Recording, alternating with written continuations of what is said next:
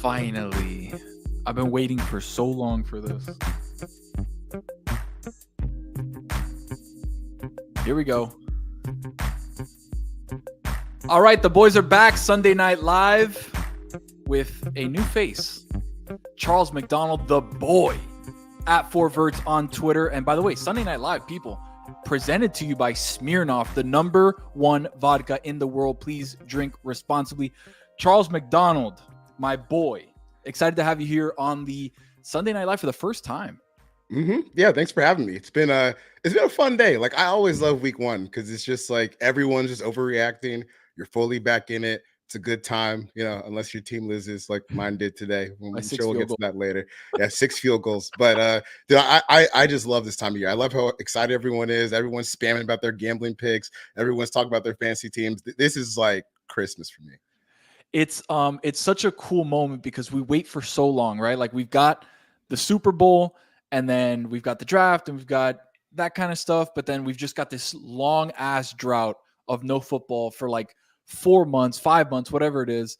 And we finally get to week one. I just got a new setup. I don't know how. I'm gonna speak quietly because my wife's in the other room.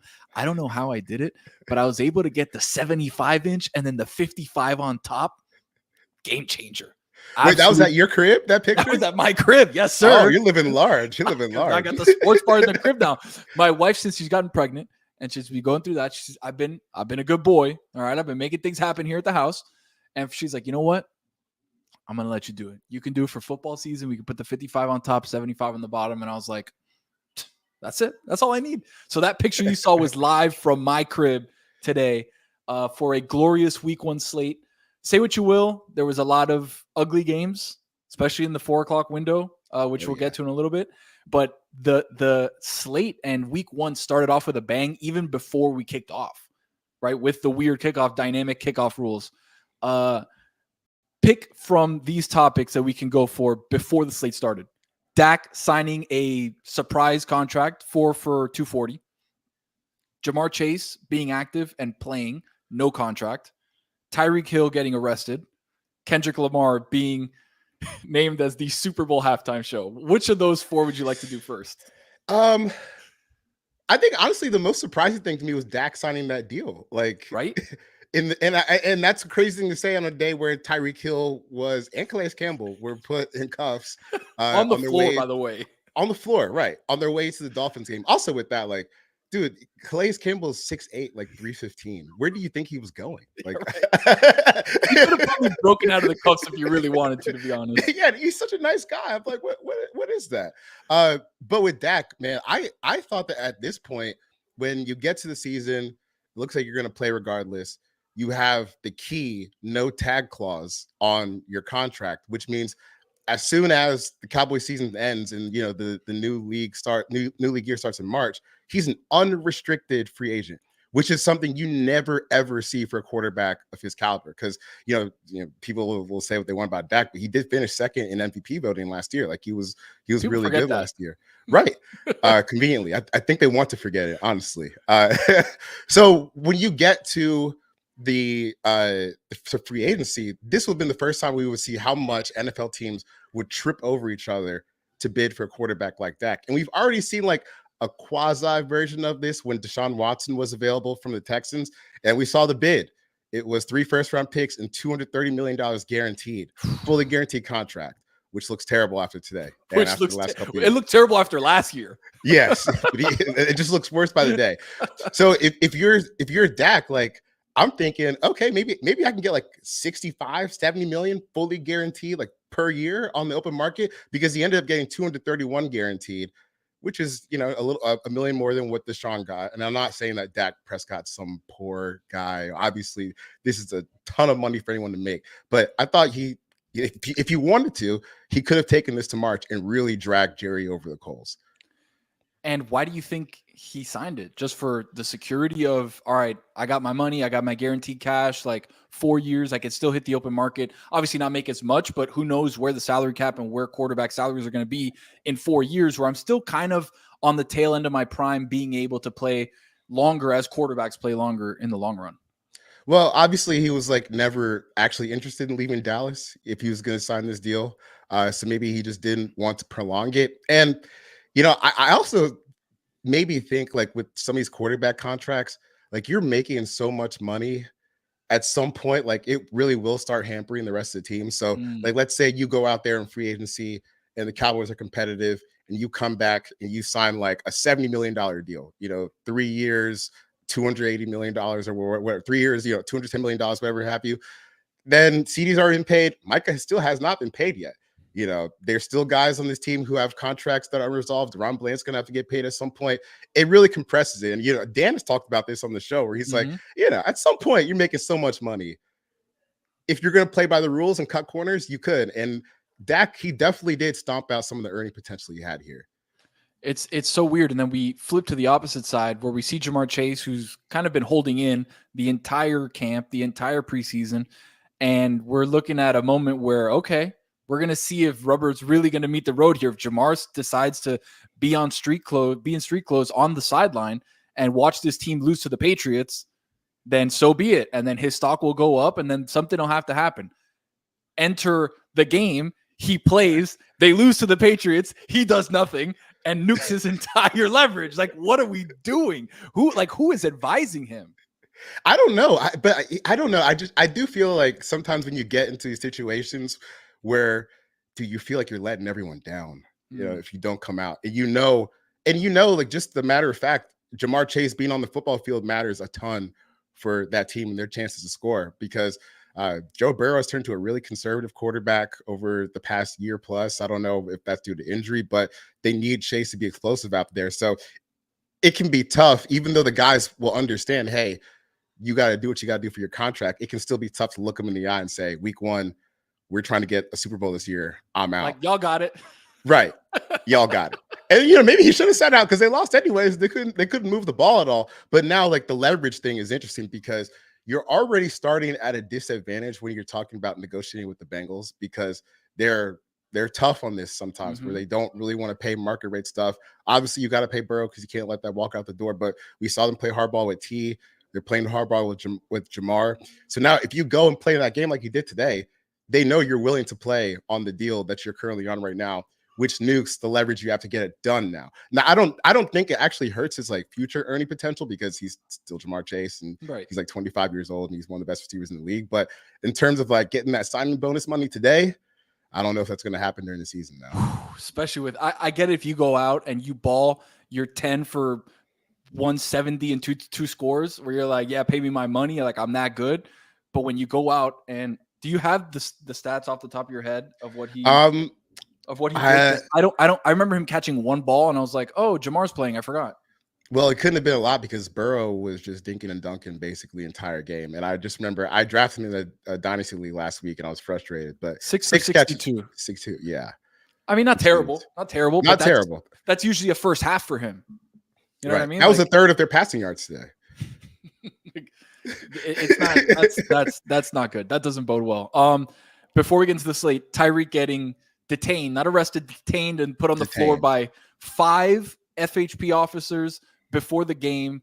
Your thoughts? Because that was kind of the first news that broke even before the Dak news. I feel like the Dak news happened after the Tyreek stuff. What did you think when you saw that video and you were like, damn, I cannot believe this is happening? Well, I didn't. The first thing I saw was a text message in one of my group chats, was just like, "Yo, Tyreek in cuffs." I was like, "Man, what now?" Wait, what? It's game day. It's game day, bro. I was like, dude, come on. I was like, bro, at some point you got to chill. And then I found out it's been a wild year for him, man. For real, wild couple years. I was like, man, you got to calm down at some point. But then find out that, I guess he was speeding on his way to the stadium, a little reckless driving charge. But even Calais Campbell, after the game, said that he was put in cuffs too. So I'm like, yo, what are you guys doing? And I'm not saying that we should do the name recognition thing here, right? But if you're a police officer and you pull over someone next to the Dolphins game at like 10:20 on a Sunday when they play in 3 hours and you see the driver's license is Tyreek Hill and then you see a 6'8" mountain man, where do you think they're going, man? Right. You think this guy's a fan? I get no one's above the law, but come on, did we really need to throw him on the ground with the 5 officers? And that was weird. But it did give us the celebration between Waddle and Tyreek today, where they cuffed him and walked off the field. That was good because I was CBS hoping quickly changed that camera angle. By the way, they saw him going out to doing one of these. They're like, switch it, go to the crowd. I saw a crowd view super quick after he went to put his hands in the back. Do you want to start there? Local Miami playing the I wouldn't say rivals, but Florida rivalry, if you will. Jacksonville Jaguars. The Dolphins looked weird for 3.5 quarters, and Tua looked. I don't even know what Tua looked like. It didn't look like him. A lot of balls were late. A lot of balls were early.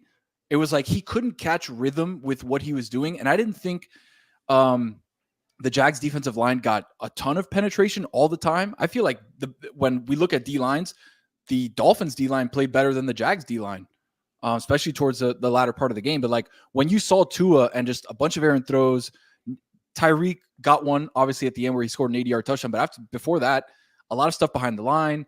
A-Chain gets hurt. Mostert looked like he was hurt. They went to Jeff Wilson of all people. Like it was just a weird game for the Dolphins. How can you put that into perspective for us? Well, I'll take it back to like literally last season when the Falcons hired Raheem Morris and Raheem's building his staff, and they had Ryan Nielsen, the defensive coordinator last year for the Falcons. He ended up going to Jacksonville, and that hurt my heart because Ryan Nielsen was fantastic last year in terms of just building a competent defense out of something that really only had like 2 players for most of the year with AJ Terrell and Jesse Bates because Grady Jarrett got hurt. And they still finished, like 24th in DVOA, but you look at EPA per play, success rate, they were in the top 10 with defensive personnel that wouldn't really warrant that ranking. So when they let him go and he went to Jacksonville, it's like, oh, you got some dudes now. So this could actually be a good defense. So when they came out today, I was really interested to see what would happen because to me, Nielsen's one of the better defensive play callers in the league going against one of the best offensive play callers in the league with all that speed. And for the first 3 quarters, they were sitting on everything. Like Etienne had that one explosive play early on, but then like the underneath stuff they were sitting on, and it really didn't open up until, like you said, you get the big play to Waddle, you get the big play to Tyreek, and then you're kind of moving on. But I think the story of this game to me was kind of the intro of the defensive coordinators coming into the new gigs, because even Anthony Weaver, who's been waiting for an opportunity like this forever so that he can kind of vault his name at the head coaching talks in a serious manner. Second half, you got to be pretty pleased with that if you're a Dolphins fan.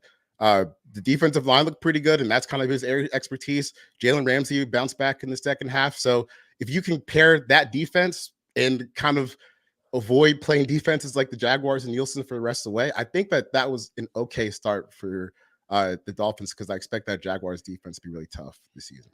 And Tua, do you think it was just rust, just early season rust of like maybe they're not firing as quick, they're not getting out of routes as quick? He's maybe a little bit more antsy. I think he took like 3 or 4 sacks. Yeah, well, I don't want to be like, I don't want to trash him, but I think these are the kind of games that Tua can get stuck in when it's not easy for the skill players to just run free in the defense like it was today. Now you've got to create, you've got to, put on the prowess that suggests that you should get paid top of the market quarterback money. And I think he's still working on that. Also, week 1 can be weird. We'll see what happens moving forward. But I think for Tua, he was a little off today, but it's not something that I would say was kind of like unexpected based on the defense he's going on, because we've seen him at times when he has to create, when he has to step up and kind of overcome what's going on around him. That can be a little shaky sometimes. Very shaky. And that's why, like, if the receivers aren't getting open, if McDaniel's maybe a little off as far as calling the game, like when you get paid $200 and some odd million, it's on you to make things happen. Right. And the faith in Tua being the guy that can make things happen like that outside of the pocket and then creating plays and extending plays, throwing off platform, like doing things that you pay quarterbacks $200 million to do. We have a little bit of hesitancy to see him do that because he hasn't really showed it a ton, especially on the road. Right. So it's again, early. Guys, if you take anything away from this show, Sunday Night Live tonight presented by Smirnoff, football's weird. Extremely take that weird. away. Football is weird. Things happen and just, it is what it is. Out of the quarterbacks you saw today from the rookie class, who's the quarterback that stood out to you today? Whew. Is none of them an answer? Yes. But okay, because so we can just run through it real quick because what we had 3 starters today with because May's still on the bench and obviously Penix is still on the bench. Caleb, dude, you ever like sometimes you see guys, and I thought this was true in the first quarter where they come out and they're just too wired and too amped because in the first quarter, especially, like there were plays there to be made. Like there was a wide open pass to Keenan Allen down the left side, overthrew by 15 yards, like 15 crazy. yards, and I'm like, dude, I know you can hit that throw. Like, settle down.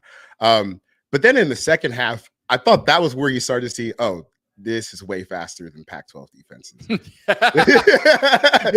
I can think of one play exactly when he's in a shotgun, he goes back. Somebody blitzes through the A gap, and he's like, oh, I can just dance around him and get away. And then he does the move, and the D lineman's still right there. Like, no, I'm here, bro. You're good. Attacks him, and I was like, oh, okay. Yeah, this is definitely not the Pac-12. This is different. I will say I wouldn't be concerned, though, because even with how sloppy it was, and I think he had like 70 net passing yards, there's still some plays in there where you're like, okay, playmaker's still in there.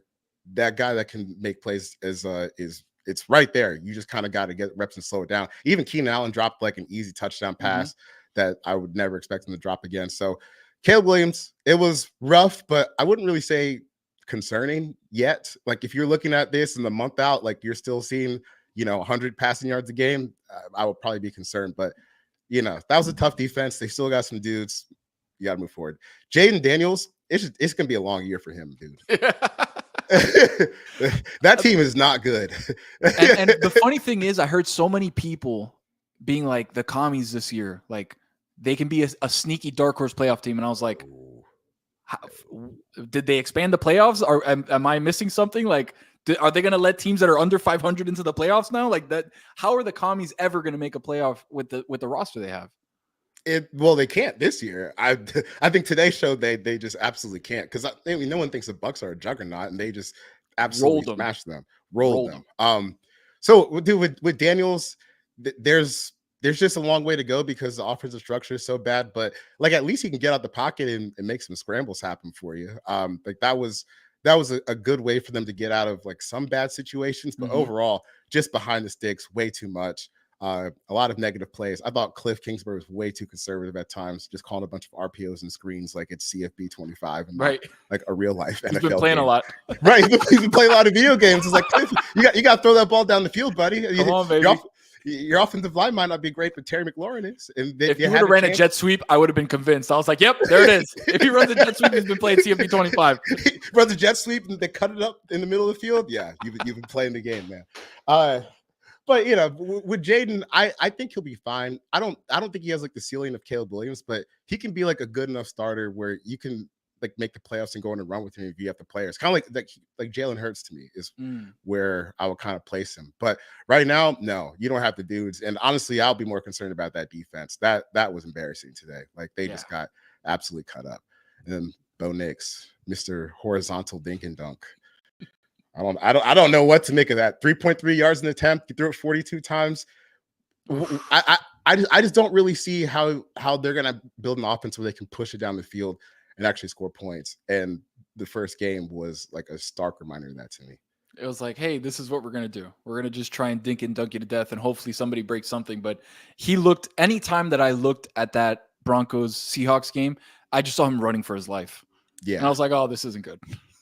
Yeah, every 30 seconds. Yeah, and sometimes he's like bailing, and he shouldn't. Right, and he shouldn't. And there's the thing with Bo Nix though is you're supposed to be like kind of ready to play today because you were one of the oldest rookies to start a game. You played 5 years in college, started all 5 years, SEC, Big Ten, Pac-12 caliber play. So you shouldn't be throwing picks like he did at the end of the game. There should be a little bit more aggressiveness, a little bit more procedural awareness, because if that's not there, like what's the upside here? You're not an old guy. Right, and you don't have a big arm and you're not fast. Like this is kind of like Gardner Minshew level gifts, but it was taken at 12. So how long so where are we gonna end up on that? But drafting another quarterback next year. That's where we're going to be ended up. Sean Payton's taking home that Walmart money buyout and piecing off to another island. See you guys. I'm out of here. Has enough time passed where we can talk about Atlanta? Yeah. Okay. I honestly wasn't even upset. I was just like, dude, that's just what they do. It's what it is. It's like that It is what it is. two things that are inevitable, right? Falcons playing the way they play and Kirk Cousins. And now you bring them together to form like the what's it called? The gauntlet for Thanos. It's like one more piece of the gauntlet. And Kirk Cousins, we saw bad Kirk today. Because there's a Kirk out there in another multiverse that is incredible. He just wasn't there today. No, he was not. He was not there today. And honestly, I was a little concerned about like just the whole offensive setup because they were calling plays scared. Like Bijan Robinson touched the ball a bunch of times today, never really had a bunch of space to get things going. Their passing game was really like you're operating within 10 yards of the line of scrimmage, really short, a lot of quick game stuff. And I'm like, man, I thought you go out, you pay Kirk to let it rip, I feel like a little bit. And there were some throws where, where he was pretty bad. Like the pick he had to kind of steal the game was really bad. But I just want to see them be more aggressive because like Kyle Pitts had a couple nice plays. Drake London had like 2 nice catches that were short, but you see the talent. If you can just kind of figure out a way to sequence it where you're actually getting guys down the field, be a little better. Because I don't think you can just live in fear of someone's pass rush for the entire game. Like TJ Watt was great, but like he's going to be out there for 60 plays. We're going to just run away from him every single play. Yeah. Right. And I think they need to just kind of get their shit together and be brave next and week. We've seen it from Kirk. That's the part that's upsetting. Like we've seen him air it out to Justin Jefferson and Jordan Addison. And yet you look around and it's like he was, I don't know if maybe the Achilles thing coming off the Achilles, he wasn't mentally like all the way back yet. It takes a little bit of time for you to kind of feel comfortable and get that game speed. He hasn't seen game speed in a while. Maybe we could chalk it up to that, but like, I don't know. The pieces are there for Atlanta. Yeah, it's there. That's why it's annoying. Like, and then you go back to the box score today, and like Ray McLeod is their leading receiver. I'm like, dude, this is the same thing we were doing last year. Come on, throw the ball to your first round picks, please. The team that surprised you most today? Ooh, that's a good question. I would say the New England Patriots. Wow, Gerard Mayo and them boys. Yeah, I was still in on the defense, just because I think they have, even with Christian Barmore being out for blood clots, I think they still have too many good players to really like hard fall off from that side of the ball. But they looked more competent in facets of their offense than I was expecting. Like the run game was better. Ramondre Stevenson went absolutely crazy today, and I think that they look more credible than people were kind of giving them a chance at the beginning of the season, where you're like, oh, this is the worst offensive line we've ever seen. And I was like, it's bad, but like, it's like 25, 22 range, not 32. And I think they kind of showed that today where, it wasn't clean all the time. And, Jacoby Brissett's a little dinged up, but that was a good first start for you to go on the road and beat a team like Cincinnati that has Super Bowl aspirations. I thought that was a cool start for Gerard Mayo and the Patriots. How quickly do you think we're going to see Drake May? Because he's there. I mean, Jacoby isn't wowing anybody, but Gerard give him a little bit of a runway. Gerard said in the last week of the preseason that Drake had been better over the course of the preseason training camp. So, like that sentiment is already in the building. He said it in a press conference. I don't really know what you're waiting for at this point. Like, are you just waiting for Jacoby to have a bad game? But now you're in there. Yeah, you're just waiting for him to get hurt. Like, I don't know. But now, like you're in a situation where no one's ever going to bench a quarterback coming off of a win, even if he didn't really play all that well. So I guess they would have to start losing. But I've always been of the mindset, you just put him in there, just play. I think you get better by playing. You learn a lot faster who has it, who doesn't. No, it's not going to be clean all the time. But if Drake May is who they think he is, then you should at least see flashes in every game moving forward. I think the team that surprised me most today, is the Dallas Cowboys. I think going to Cleveland with a defense that is tops in the league, and doing what they did. And I think the caveat is we were anticipating a better Deshaun Watson, right? At least a little bit. And what we got was the same bad Deshaun Watson. Like, I can't remember a throw he made where I was like, damn, okay. Like that had zip, or that had touch, or that was a great pass. Like every pass is just like getting thrown, and a corner is batting it down, and it looks like it's coming in like a softball. And it's like, damn, I remember, like, Charles, am I crazy? Did I remember Deshaun Watson having an absolute cannon arm? Or No, was that a mirage? The 2020 season, like he was incredible. He was incredible. Like it, because what the one defining thing that sticks out for me that season is at the end of the season, in the last game, JJ Watt apologizing to Deshaun Watson saying, "Dude, we just wasted like an MVP caliber year for you, and I'm so sorry." That's where he was. Where is that guy? Like when he got paid the first time by Houston, no one blinked an eye because he was deserving of that contract. But dude, now we're that was 4 years ago. And in that time span, he has played 13 games for the Browns. 13. Miserable. Which is, yes. And the best one that was like where people were talking about the comeback versus the Ravens last year, his average depth of target was 3 yards. So like you're just dinking and dunking. But I will say, I am surprised that like he hasn't regained any of it. Like 0. None of it. Like even if he just ended up being like 80% of what he was, he can't even get there. He can't even get to like 20%. And now you're looking at, not only is he bad, like he's actively one of the worst quarterbacks in the league right now. And you've restructured a contract.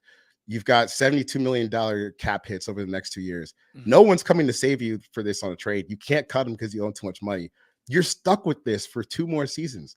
So you just have to hope he like gets to average at some point. But this is one of the worst quarterbacks in the league easily.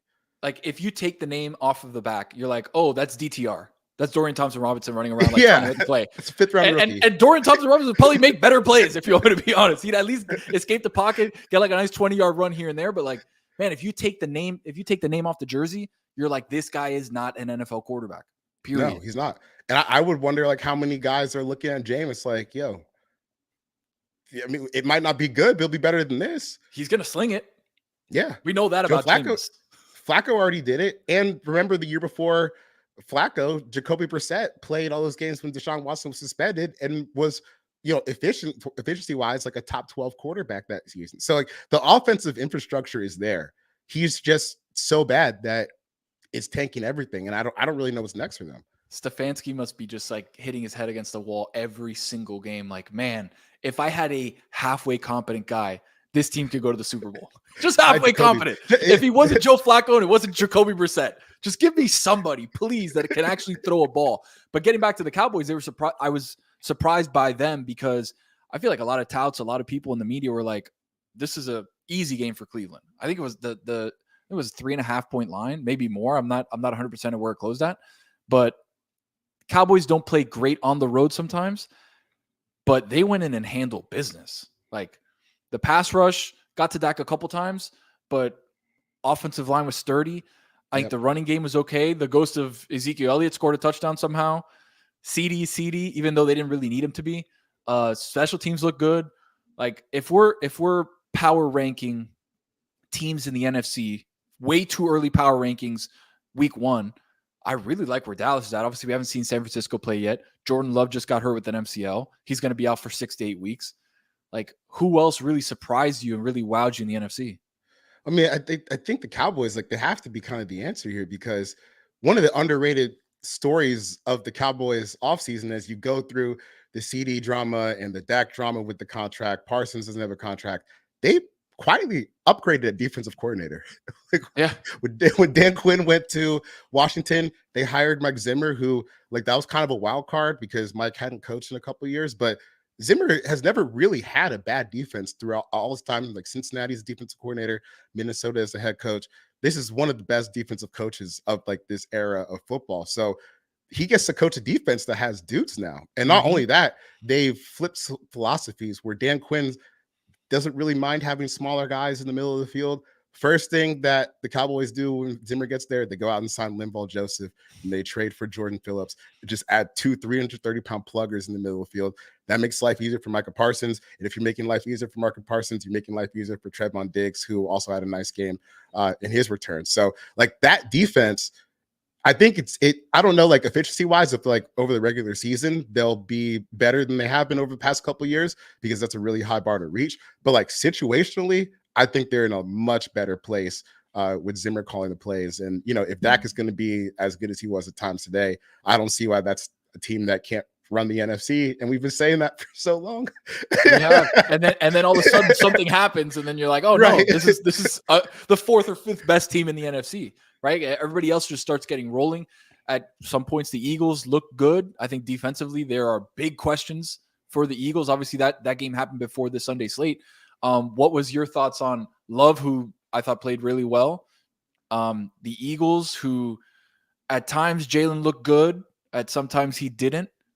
Defensively, they look a little thin, especially in the defensive secondary. Like, what? Because those two teams, if you would have told me at the beginning of the season, who are the two teams that you would call probably head, neck and neck for the top of the NFC, I'd probably say San Francisco, Philly, and Green Bay, especially with Green Bay, what they did last year, and Jordan Love just coming on as a quarterback. Like, when you look at that game, how do you think that plays out for the rest of the season, or at least the next couple games? It's tough for Green Bay, obviously, because the thing is, early season losses can really doom you. Like, if you start out like 0-2, 0-3, your chances of making it to the playoff are just so slim, because you have to be almost perfect the rest of the way, and it's kind of unreasonable to think that if you start off 0-3. But it just sucks, man. Because the whole thing with Green Bay wasn't just, they have this rock star quarterback. Like, the whole thing was a coming of age story for the offense. They were one of the youngest offenses in the league last year, and I think that's a big reason why they sucked in the first half, where it's Jordan Love and like 4 rookies out there and skill players. And then in the second half of the season, when they finally get comfortable and used to the NFL, they catch fire. And we saw at moments in that game, they look just like the offense they were last year. And now they have a really talented running back in Josh Jacobs. Like, they were ready to take off. And now Jordan Love's going to miss some time. And if they can just survive some of these couple games where Malik Wilson's starting, they'll still have a chance to make the playoffs. But you're in a rut right now. On Philly, the defense is concerning. Very, for sure. But I think that was kind of to be expected. You're rolling out like 2 rookies in the secondary. Defensive line has had a lot of changes. Your linebacker depth, everyone knew that was going to be weak coming into the season. The offense, it's like, man, if you can just be a little bit more consistent, because the Jalen Hurts, Kellen Moore marriage is something I've had questions about all offseason, because it's like, Kellen Moore has never coached a quarterback like this. He's coached Dak Prescott, Justin Herbert, like classic drop back, play action, turn your back to defense for 530 yards down the field. Jalen, like, some of his best stuff is freelancing. Like, when him and AJ are rolling out the pocket and they have like some connection down the field and they can get that going. But it is hard to kind of put that together in a structured offense at times. So I think that's where you see, Jalen's not always comfortable, or AJ's not comfortable, and they're not on the same page, because that connection, that chemistry right there is such a key to their offense.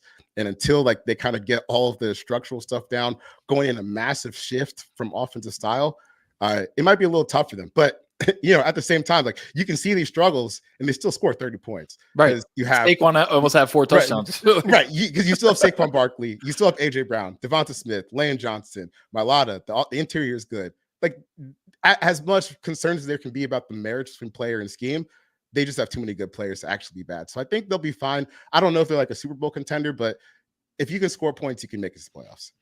Simple as that. It's really easy. Score more points than the other team. Yeah. The simplest way to explain football. Just score more points. That's all we got to do. Looking forward to tonight's game.